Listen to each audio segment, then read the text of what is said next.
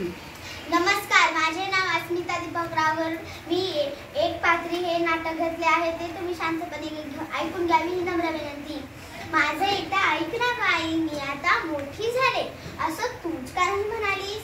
मग मलाही सगळ्यांसारखा एक छान मोबाईल फोन पाहिजे की नाही?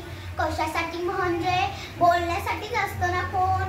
वा, गंमतच आहे. ताईंनी मागितला तर लगेच मिळतो फोन. दादा तर त्याचा मोबाईल कॉलेजला सुद्धा घेऊन जातो. बाबांकडे 2-2 मोबाईल फोन असतात आणि आम्ही मागितला तर म्हणे गरज काय त्याची? एक ताईने उगीच काही बोलू नकोसा. तुला मोबाईल मिळाला तेव्हा मी काही बोलले होते का?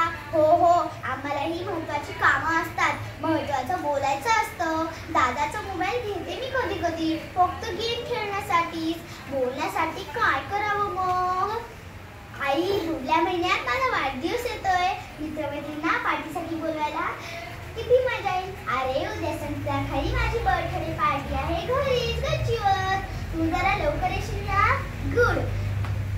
अगं, खूप धमाल करू. सगळ्यांना आता फोनवरच सांगते. बाय. अगं आई, आज अचानक शाळेत सुट्टी घ्यावी लागली तर उर्मिची सरांची बोलणी ऐकावी लागत. त्यापेक्षा पप्पा जसे घरून ऑफिसला कॉल करतात तसे शाळेत सरांना कॉल करायचा. Hello sir, good morning sir, मला आजची सुट्टी मिळेल का? जरा महत्वाचं काम होतं घरी. हो सर, उद्या नक्की येणार शाळेत. खूप कामे करता येतात. अगं आई, तू सांग ना बाबांना. ताईच्या वेळेस नाही का तूच सांगितलंस बाबांना? ताई तुझी लाडकी आहे, मी काय तोडकी आहे का ग? आता तुझ्याकडे नसला म्हणून काय मलाही नको का मोबाईल? माझा मोबाईल आला की आपण दोघे मिळून वापरू. नक्की.